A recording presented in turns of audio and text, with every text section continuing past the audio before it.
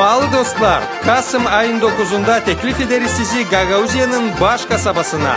Hazırlanın büyük yortuya. Gagauz Şarap Festivali bu yıl toplayacak hepsi güzellikleri var Gagauzya'da.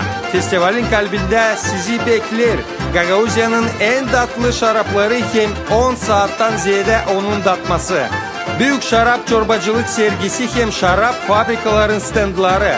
Tatlı tradisyonel milli yemekleri hem şarabın evde yapması. Şen Gagauz havaları hem gergef halk oyunları. Gagauz çorbacıların misafirciliği hem zengin kültüra mirası. Hem de büyük hor kol-kola. Hangisi toplayacak festivalin misafirlerini bir dostluk aileye.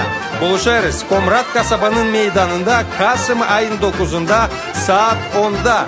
Nasat ederiz size. Buyurun festivale ailenizle hem dostlarınızla beraber. Çünkü her biri bulacak kendine değini meraklı işler. Yedenecek yeni tanıdıklar hem güzel yetkiler. Buyurun da katılın Gagauz Şarap Festivali'ne 2024.